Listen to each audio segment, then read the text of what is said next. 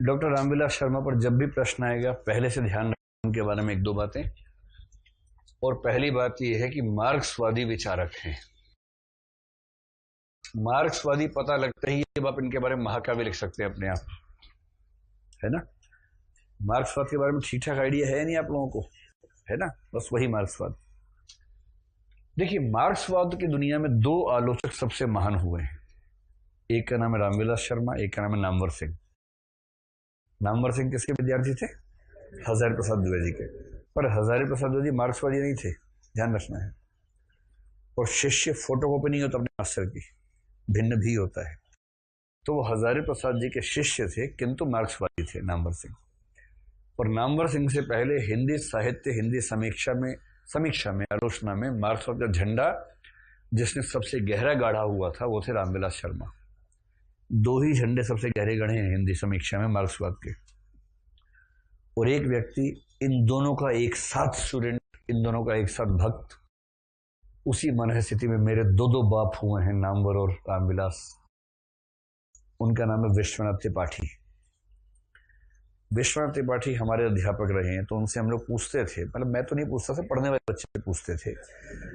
मैं तो रुचि ज्यादा रखता था पढ़ने पढ़ने में। वो तो दुर्भाग्य ऐसा रहा कि पढ़ाने की दुनिया में उतरना पड़ा मुझे, वरना ये मेरा बेसिक धर्म शायद है नहीं। तो मैं विद्यार्थी जीवन में पढ़ने में रुचि बिल्कुल नहीं रखता था। मेरा बेसिक धर्म क्या है? आपको हंसी आएगी, फिर छोड़ो ना यार।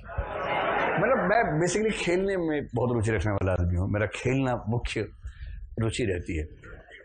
आपको भरोसा नहीं होगा, मैं स्टेट लेवल पे खेल चुका हूँ, एक दो खेल मैं खिलाड़ी रहा हूँ। अब सारा मत पूछो यार। जिम्नास्टिक्स से गेम होती है, मैं उसका मतलब हरियाणा स्टेट का खिलाड़ी रहा हूँ। टेबल टेनिस में अपने स्कूल कॉलेज को रिप्रेजेंट कर चुका हूँ। पूल अच्छा खेल लेता हूँ, पूल वो वाला पूल। और 7-8 खेल और खेल लेता हूँ ठीक ठाक, मतलब कोई आए तो मैं ठीक ठाक मैनेज कर लेता हूँ। तो मेरा खेलना प्रिय धर्म है। तो मेरा मन करता है काश सही टाइम पे खेल लिए होते तो आज किसी टीम में खेल रहे होते। अब तो रिटायर हो गए होते, लेकिन हाँ किसी जमाने में ऐसा ही होता है। जो आदमी जो काम नहीं करना चाहता उसको वही करना पड़ता है। कर्म सिद्धांत यही है। मैं बहुत खराब स्टूडेंट था, मैंने टीचर्स को बहुत परेशान किया। तो ईश्वर ने इसी जन्म में मुझे फल दिया कि तूने छठे हुए विद्यार्थी की तरह काम किया, जा तुझे और छठे हुए विद्यार्थी मिलेंगे। तो इसीलिए आपका और मेरा परिचय हुआ है। उसी कर्म सिद्धांत के तहत मेरे पापों की सजा मुझे मिल सके इसी जीवन में, इसलिए आप भेजे गए हैं विशेष रूप से। अब आप समझ नहीं पा रहे कि तारीफ किसकी हो रही है, किसकी बुराई हो रही है। ये भी एक अलंकार होता है, समझ नहीं आ रहा, संदेह हो रहा है कि क्या मामला है, हमारी तारीफ है, हमारी बुराई हो रही है, क्या हो रहा है, क्लियर नहीं हो पा रहा। बहरहाल, तो पढ़ने वाले विद्यार्थी उनसे पूछते थे, किनसे? विश्वनाथ जी से, कि सर आप कैसे मैनेज करते हैं? रामविलास जी और नाम, तब उस समय तीनों जिंदा थे, इस समय केवल विश्वनाथ जी जिंदा हैं। आप कैसे मैनेज करते हैं? तो उन्होंने यही बात कही से कि बोले यार, हर संयुक्त परिवार में दो सत्ताएं होती हैं। घर के लोग जैसे मैनेज करते हैं वैसे मैं करता हूं। तो वो दोनों आपस में झगड़ा कर, पर मेरे तो दोनों ही आदरणीय है ना, तो मुझे किस बात की चिंता है? दोनों से मस्ती से मिलता हूं। ऐसी बातें नहीं करता कि उनको गुस्सा है, लेकिन हाँ अपनी तरफ से बात रखता हूं। तो रामविलास शर्मा का नाम जब भी आए 3.5 तोप की सलामी दे सकते हैं आप। उनका भी नाम ठीक ठाक महत्वपूर्ण हिंदी साहित्य में है। शुक्ल जी की हाईएस्ट 21 तोप, 21 तो किसी को नहीं देनी है उसके बाद, लेकिन 3, 4, 5 कर लीजिएगा। जो मैं कहना चाह रहा हूं, मार्क्सवादी परंपरा में भी इन दोनों में इतना युद्ध रहा। मार्क्सवादी कहते हैं, मार्क्स ने कहा था, दुनिया भर के मजदूरों एक हो जाओ, तुम्हारे पास खोने के लिए कुछ नहीं है और पाने के लिए सारी दुनिया है। खोने के लिए सिर्फ लोहे की जंजीरें हैं और पाने के लिए सारी दुनिया है। दुनिया के मजदूरों एक हो जाओ। सोवियत संघ और चीन एक नहीं हो पाए। दोनों मार्क्सवादी देश थे उस समय, दुनिया भर में झंडा मार्क्सवाद का। तो लोगों ने कहा, भाई जब तुम दोनों ही एक नहीं हो पा रहे तो दुनिया भर के मजदूर कैसे एक होंगे? और वो अंत तक एक नहीं ही हो पाए। अब भारत पाकिस्तान होने लगा तो चीन ने पाकिस्तानों का चिंता मत करना मैं हूं, रूस ने कहा अच्छा तू है, भारत से कहा मैं हूं चिंता मत करना। क्योंकि चाणक्य दोनों पर भारी पड़ जाता है। चाणक्य क्या गया है, पड़ोसी देश स्वभावतः शत्रु होता है और पड़ोसी का पड़ोसी स्वाभाविक मित्र होता है। So simple. भारत पाकिस्तान में झगड़ा होना ही है, भारत अफगानिस्तान में दोस्ती होनी ही है, भारत चीन में झगड़ा होना ही है, भारत रूस में दोस्ती होनी ही है, कॉमन है। चीन भारत दुश्मनी, चीन पाकिस्तान में दोस्ती होनी है। चाणक्य कह गया, बहुत पहले ही कह गया है, तो स्वाभाविक सा मामला है। तो इनका मार्क्सवाद और उनका मार्क्सवाद भी आपस में अलग है, इनके बीच में खूब झगड़े आपस में है। अच्छी बात क्या है, दोनों ने अपने अपने ढंग से मार्क्सवाद के तेवर को बदला है। एक कवि के नाम पर दोनों पिल पड़े हैं एकदम, उसका नाम है मुक्तिबोध। मुक्तिबोध की कविता पढ़ी, रामविलास शर्मा कह रहे हैं ये कवि मनोरोग का शिकार है, इसको सिजोफ्रेनिया हो गया है। सिजोफ्रेनिया जानते हैं आप लोग, एक मनोरोग होता है, पढ़ेंगे जब मुक्तिबोध तब समझेंगे क्या होता है। नाम सिंह ने अच्छा, फिर ये बोले रामविलास जी, इसकी भाषा को एक शब्द में कहना तो लकड़ तोड़ भाषा है। लकड़ी न टूट रही हो तो इस भाषा का उच्चारण कीजिए, लकड़ी टूट जाएगी आपकी। कुकुर मुत्ता पढ़ के एक आलोचक बोला यह कविता नहीं सांप झाड़ने का मंत्र है, कि अगर कभी सांप आ जाए आप कुकुर मुत्ता का पाठ कीजिए और सांप उतर जाएगा, भाग जाएगा वहां से। ऐसे ऐसे आलोचक हुए। जब नामवर सिंह ने सुना कि रामविलास जी ने मुक्तिबोध की इतनी आलोचना कर दी तो उन्होंने मुक्तिबोध में लिखना शुरू किया, अंधेरे में। उस पर एक लंबा, मतलब 20-30 पेज का निबंध लिखा और साबित कर दिया कि आधुनिक काल में यदि कवि, एक कवि पूरे आधुनिक काल में सबसे शानदार हो सकता है तो वो मुक्तिबोध है। अब मुक्तिबोध परेशान है कि मैं महान हूं कि मैं सिजोफ्रेनिक को समझ नहीं आ रहा है, और मनोरोग जैसा कुछ तो था ही। अंत में हाइपरटेंशन से उनकी मौत हुई, ब्रेन हेमरेज से मौत हुई।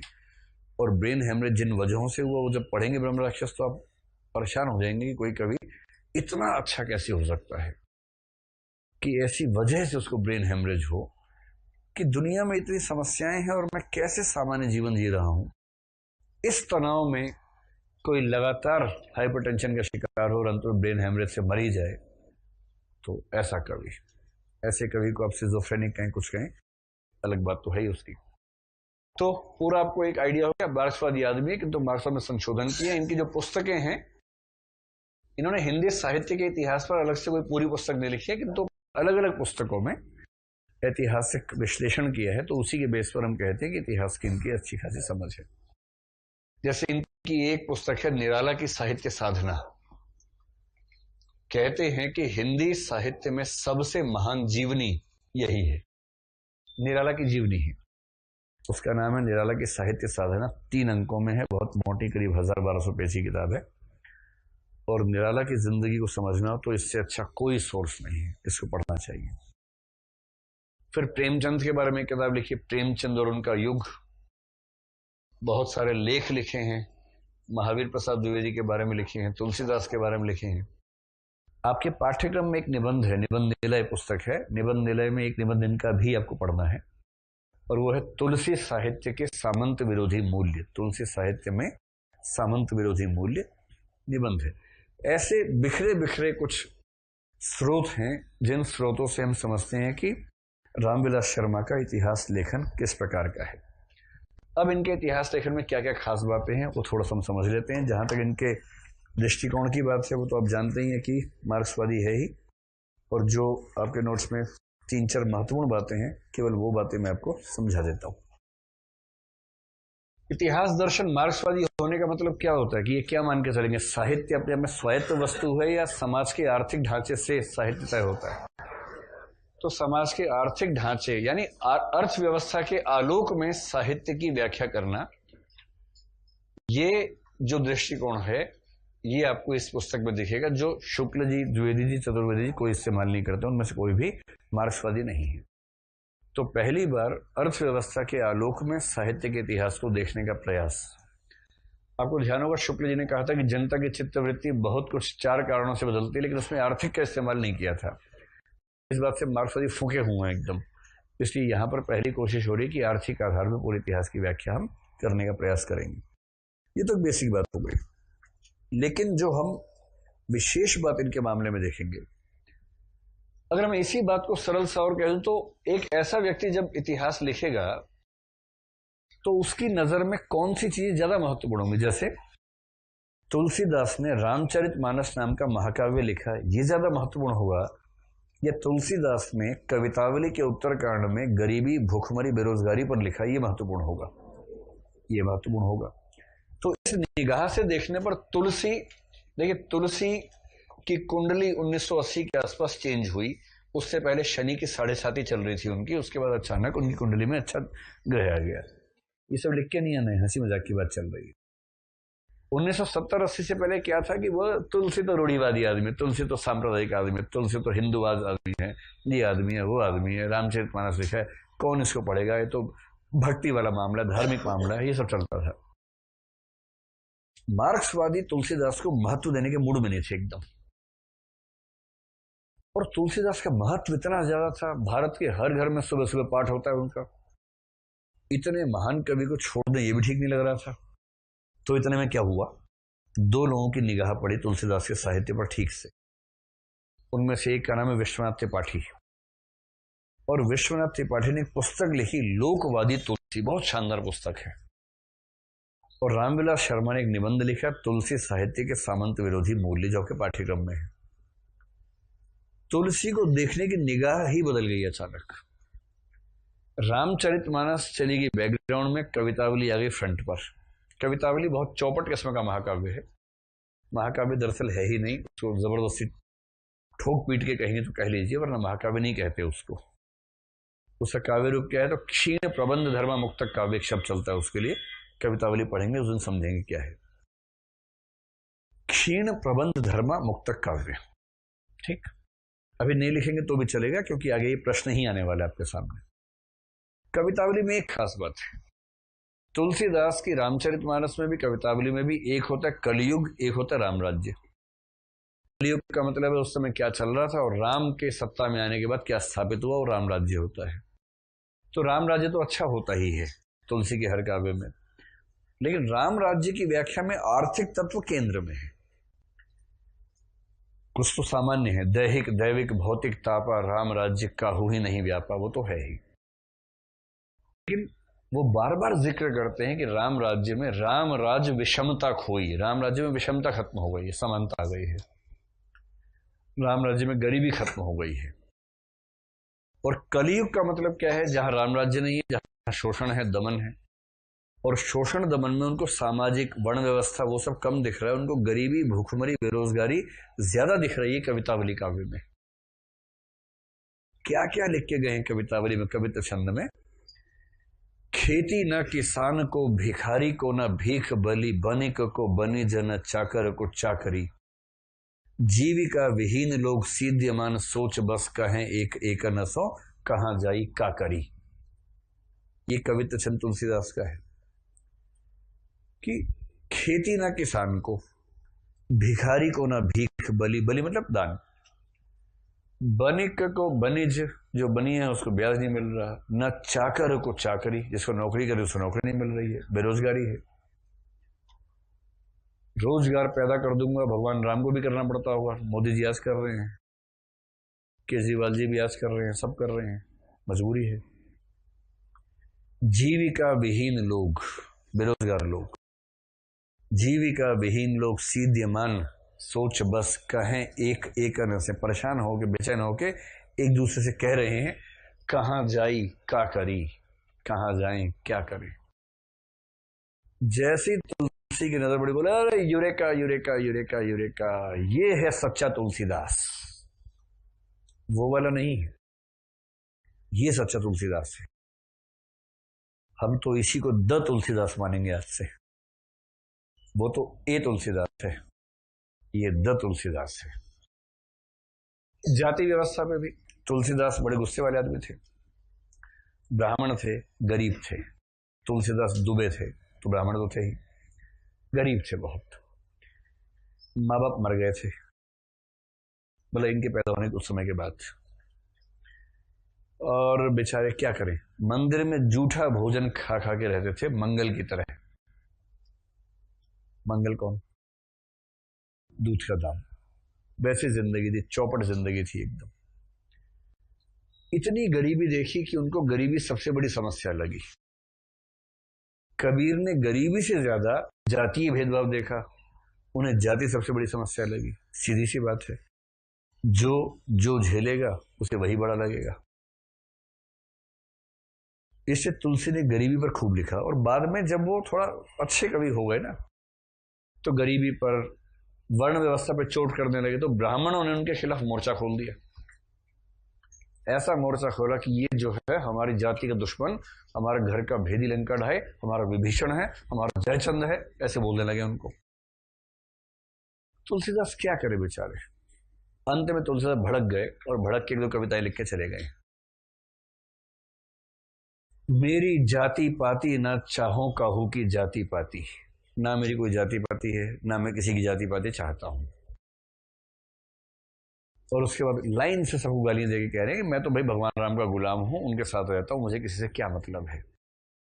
धूत कहो, अवधूत कहो, राजपूत कहो, जोल्हा कहो, कोई धूत कह लो, अवधूत कह लो, राजपूत कह लो, जुलाहा कह लो, काहू की बेटी सो बेटा ना ब्याहब, किसी की छोरी से अपना छोरा बहना नहीं मुझे, डर का है। काहू की जाति बिगाड़ना सो, किसी की जाति मुझे बिगाड़नी नहीं है, हम तो राम के गुलाम हैं। किसी ने कहा मंदिर से बाहर निकाल देंगे, बोले अच्छा। मांगी के खैबो मसीत को सोईबो, लेबे को एक न देबे को 2, मांग के खाता हूं, मस्जिद में सोता हूं। ये तुलसीदास है। तुलसीदास के बारे में ख्याति है कि पीछे एंटीना था। एंटीना प्रतीकात्मक शब्द है, जिसका मतलब सीधा कनेक्शन रहता था वैदिक काल से, नहीं रूढ़िवादी से। और वो तुलसीदास क्या कह रहे हैं, मांगी के खैबो मसीत को सोईबो, लेबे को एक ना देबे को 2, ना किसी का एक लेना है ना किसी के 2 देने, भाड़ में जाओ सारे के सारे। तो जब बहुत दुखी हो गए तो भगवान शिव से कह रहे हैं, हे भगवान शिव मुझे उठा लो, सुसाइड करना चाहता हूं, तुम्हारी नगरी काशी में हूं, मैं जानता हूं कि तुम्हें काशी पसंद है, यहीं आ गया हूं, मुझे उठा लो, मरना चाहता हूं। बहुत स्ट्रगल किया तुलसीदास ने, बहुत स्ट्रगल किया। और इसलिए तुलसी का वो रूप मार्क्सवादियों को ज्यादा पसंद आता है जहां वो गरीबी, बेरोजगारी, भूखमरी की बात करते हैं। और तुलसी ने राम की पूरी परंपरा में पहली बार राम को एक नया शब्द दिया, विशेषण। राम क्या है, गरीब नेवाज है, गरीबों की रक्षा करने वाले आदमी है, गरीब नेवाज।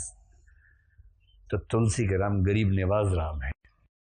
तुलसी के राम कॉमरेड राम है बेसिकली, जो रामविलास जी और विश्वनाथ जी देख पाए कॉमरेड रामचंद्र जी है। समझ में आ गई बात, तुलसीदास ने कैसे राम को चेंज किया है। एक तो तुलसी हो गया। महावीर प्रसाद द्विवेदी का योगदान सब लोग क्या कह रहे हैं कि सरस्वती के संपादक थे, इन्होंने भाषा पे ध्यान दिया, खड़ी बोली की स्थापना की, बहुत सारी विधाएं शुरू की, फलाना किया, ढिकाना किया। ये कह रहे हैं कि ना, वो सब तो किया, साइड में करो।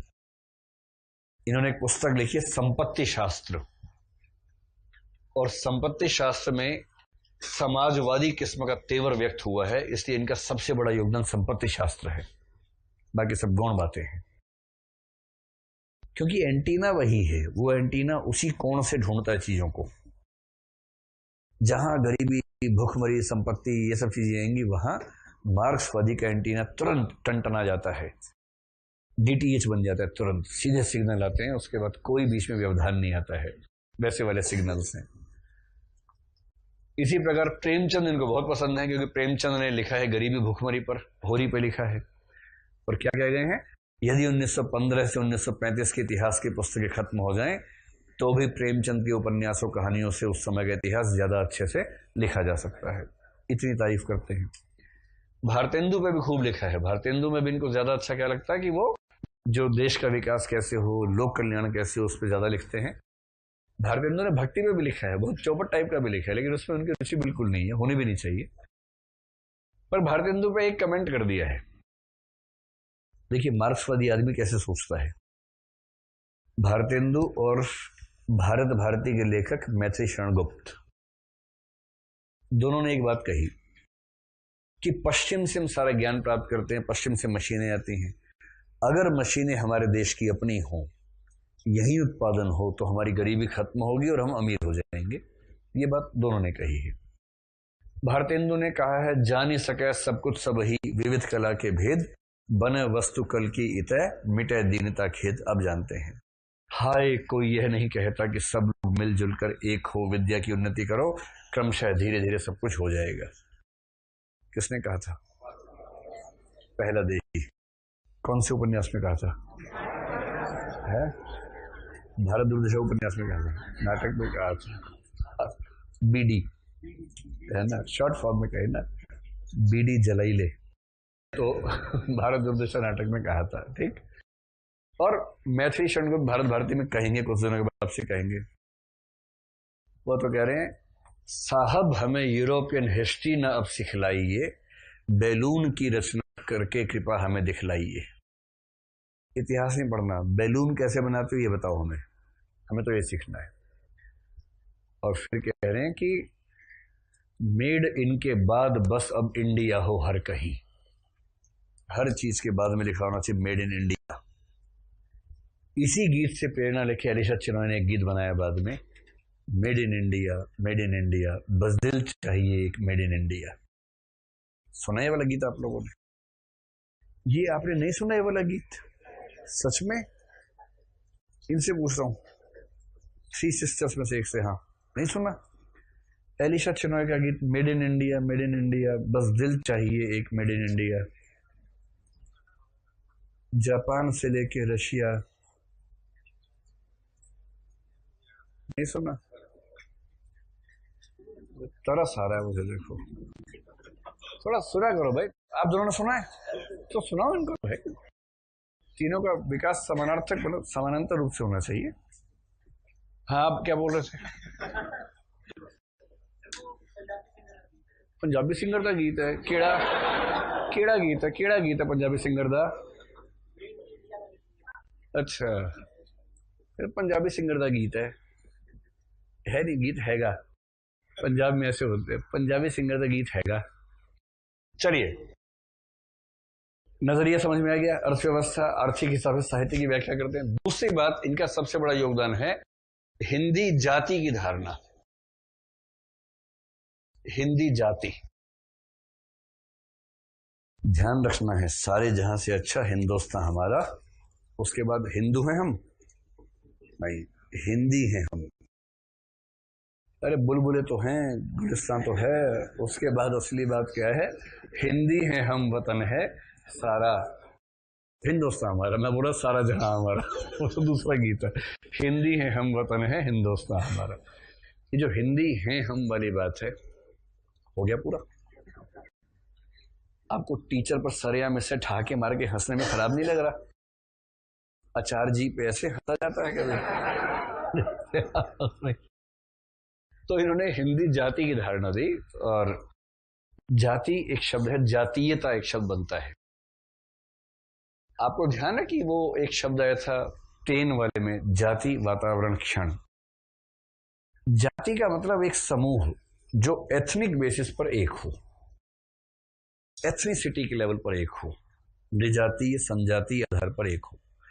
वो आधार नस्ल भी हो सकता है कि हम सब एक नस्ल के लोग हैं। जैसे इस समय गोरे लोग परेशान हैं पीले लोगों से। तीन तरह के लोग आते हैं, गोरे, पीले, काले। गोरे हैं कॉकेशॉइड, जो अमेरिका या उत्तरी गोलार्ध में रहते हैं आमतौर पर। सफेद, थोड़े लंबे, लंबा मुंह जिनका होता है, और बाकी सामान्य हैं। दूसरे हैं पीले, जो चाइना, मंगोलिया, जिनको मंगलोइड कहते हैं। छोटे, चपटी नाक, आंखें धंसी हुई, हाइट कम। ये हंसने रोने की बात नहीं है, तथ्य बता रहा हूं। हंसी और रोना आपका व्यक्तिगत है ना? नस्ल एक बायोलॉजिकल फिनोमिना है जिसमें अंतर है ही, उसमें कोई ये थोड़ा ना कि आप अच्छाई बुराई की बात कर रहे हैं, विशेषताएं हैं। तीसरे हैं काले, निग्रोइड, लंबे, तगड़े, जिनके बाल जले भुने हुए होते हैं, एकदम घुंघराले, घुमावदार बाल होते हैं। नाक इनकी भी थोड़ी सी चपटी किस्म होती है, और बाकी फीचर्स तो सामान्य हैं। ये तीन नस्लें हैं, ठीक है? और हर दुनिया का हर व्यक्ति किसी ना किसी मात्रा में नस्लवादी होता ही है। जैसे मैंने मुखर्जी नगर के मूर्ख को एक बात कहते हुए सुना, एक अफ्रीकन व्यक्ति आया तो चला गया, तो वो प्रॉपर्टी डीलर है बेसिकली, तो कह रहा था कि आज एक हबशी आया था। मैंने ये क्या होता है? बोले अरे भाई अफ्रीका के नहीं होते हैं। तो मैंने क्या आईना देखा है कभी आपने? थोड़ा जैसे महिला असल में डायन किस्म की औरत कह रही थी कि पार्वती की जो माँ है वो डायन है, और प्रशांत सोच रहा था कि ये जो बोल रही है ये अगर वो डायन है तो डायन की पावर 3 है उसके बाद तो। लेकिन तो क्या भाषा होती है। नॉर्थ ईस्ट के लोगों का फेस्टिवल होता है तो हमारी गली मोहल्ले के बच्चे पढ़े लिखे 10वीं क्लास 12वीं क्लास में हम क्या बोलते हैं, अंकल आज चाइना का फेस्टिवल है। अरे यार अजीब हाल है। भारत के नागरिक नॉर्थ ईस्ट के लोग हैं, उनका फेस्टिवल है, चाइना का फेस्टिवल है। लग रहा है कि हम शंघाई में आ गए हैं, हर जगह चाइना ही चाइना फैला हुआ है। और फिर एक गंदा सा शब्द उनके बारे में कि ये लोग वो होते हैं। तो नस्लवाद ऐसी तो होता है और कैसे होता है। तो एक नस्ल है जातीयता, एक धर्म है जातीयता, एक धर्म को मानने वाले एक जाति है, और ऐसे ही एक और जातीयता है जो है भाषाई जातीयता। भाषा एक होने की वजह से पैदा होने वाली एकता की भावना, हम की भावना, वी फीलिंग, इसको बोलते हैं भाषाई जातीयता। और रामविलास शर्मा कहते हैं कि देखो भाई, हर भाषा एक जाति होती है, हिंदी भी एक जाति है, और यदि आपको देश का विकास कर रहे हैं तो सारी भाषाई जातीयताओं का समस्तरीय विकास करना होगा। लेकिन दुर्भाग्य यह है कि जो आत्मविश्वास मराठी जाति में है, तमिल जाति में है, तेलुगु जाति में है, बांग्ला जाति में है, वैसा आत्मविश्वास हिंदी जाति में नहीं है। तो आत्मविश्वास का अभाव है, संकट है। इसलिए आप देखेंगे कि बंगाली आदमी बांग्ला बोलने के लिए आमतौर पर संकोच नहीं करता है, खुल के बोलता बांग्ला। मराठी आदमी है, मराठी में खूब बोलेगा, बल्कि हिंदी के बोर्ड तोड़ देगा। साल में 1-2 बार उत्सव कर लेते हैं सर, जो बोर्ड हिंदी में तोड़ो, आग लगा दो, जाओ ये कर दो, वो कर दो, वोट बैंक बन गया, हाँ ठीक है ठीक है चलने दो। पर हिंदी के इलाके में आपको हिंदी के पक्ष में आंदोलन नजर नहीं आएगा। हिंदी वाला आदमी हिंदी बोलता है, बाकी लोग कहते हैं हिंदी बोलता है। तो एक मुहावरा पता नहीं आजकल है नहीं, हमने सुना है, किसी की बुराई निंदा कर दो बोलते तेरी हिंदी हो गई। सुने कभी आपने? इससे चौपट क्या स्थिति हो सकती है, इससे वाहियात क्या स्थिति हो सकती है कि किसी की बेइज्जती होने पर कहा जाए कि इसकी हिंदी हो गई। और ये मुहावरा हिंदी प्रदेश में ही चलता है। मैंने तो सुना है, अपनी सामने सुना है, आजकल आपने भी सुना ही होगा बिना कभी। कितने लोगों ने सुना है आप में से? हाँ, तो ठीक ठाक लोगों ने सुना हुआ है, इसकी तो हिंदी हो गई। तो इतनी निरभिमानी जाति, इतनी बेगैरत किस्म का जो समूह है वो हमारा समूह है।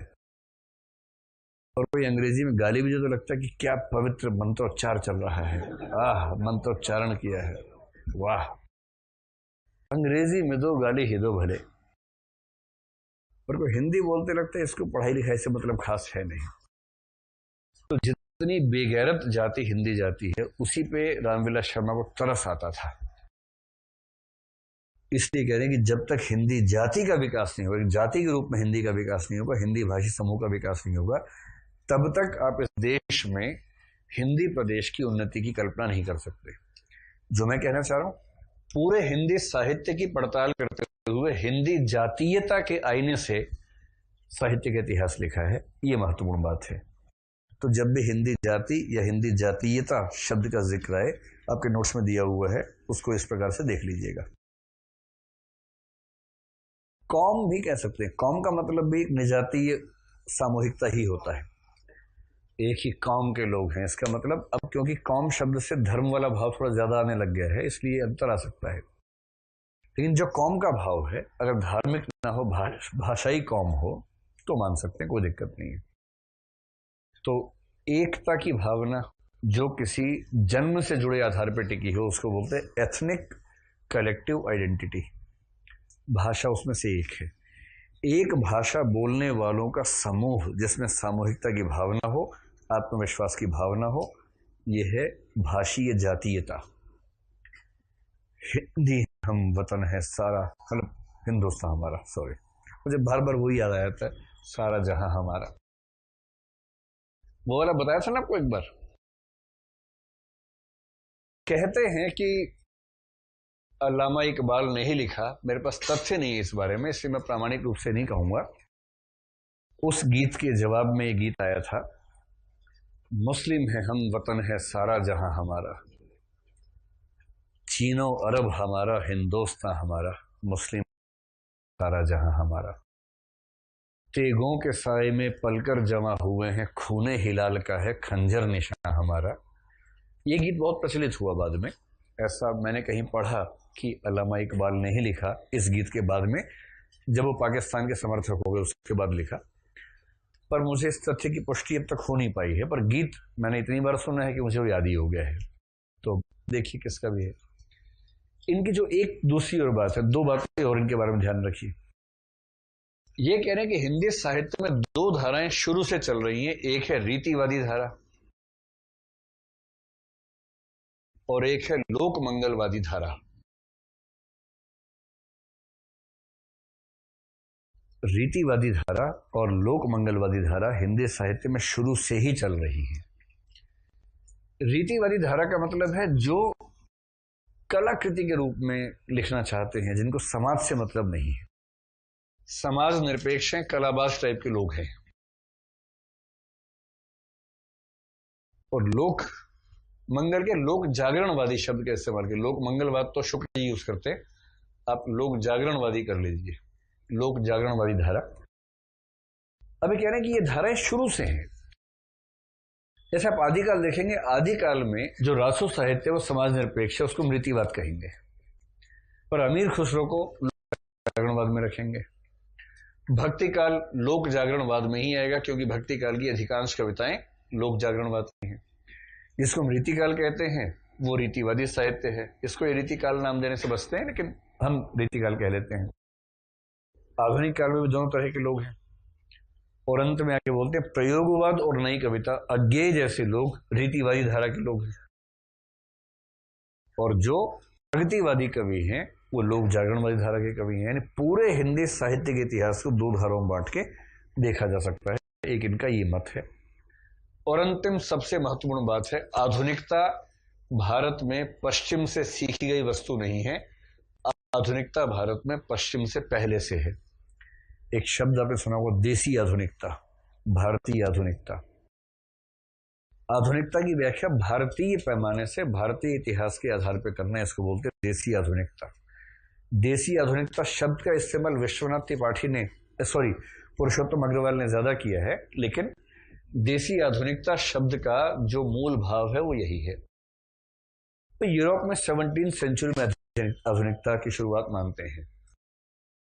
अगर यूरोप में 17वीं सेंचुरी में आप मानते हैं कि रेने डेकार्ट ने और आइजैक न्यूटन ने, डेकार्ट, न्यूटन, कुछ और लोग होब्स वगैरह, इन सब ने मिलकर आधुनिकता की शुरुआत अगर की है, तो सवाल है कि हमारा भक्ति आंदोलन, जो कि उन सारे मूल्यों से भरा है जिनको पश्चिम के लोग आधुनिक मूल्य कहते हैं, और भक्ति आंदोलन 14वीं सेंचुरी में ही हो गया हमारे यहाँ।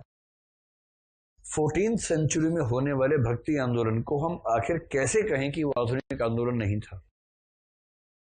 इसलिए हमारे यहाँ आधुनिकता पश्चिम से नहीं आई है, भारत की अपनी मिट्टी से पैदा हुई है, और हम भक्ति काल को भी आधुनिक काल का हिस्सा मानेंगे।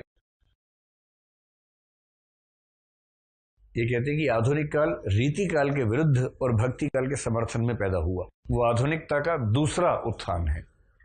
आधुनिक काल की शुरुआत भक्ति काल में हो गई थी, रीति काल में दब गई आधुनिकता, आधुनिक काल में फिर उठ गई। तो आधुनिक काल रीति काल का निषेध है और उससे पिछले काल का पुनरुत्थान है। इस रूप में ये हिंदी साहित्य के इतिहास को डिफाइन करते हैं। बात समझ में आ गई है? इनकी सीमाएं क्या हैं? सीमाएं जो मार्क्सवादियों की होती हैं कि आर्थिक पक्ष इतना हावी हो जाता है, कई बार अन्य पक्ष गौण हो जाते हैं, वो सीमा है ही इनकी। दूसरा, इनके साथ एक खास बात यह भी है कि कभी कभी निजी खुंदक पाल लेते हैं किसी कवि के साथ और उसे दौड़ाते हैं बहुत दूर तक। तो मतलब विध्वंसवादी दृष्टिकोण कहीं कहीं रामविलास शर्मा में दिखता है। अगर किसी के पीछे लाठी लेके पड़ गए, जैसे शुक्ल जी ने अगर किसी पे हाथ धर दिया तो क्या बन जाता था? ठूंठ। वो हरा भरा पेट ठूंठ हो जाता था।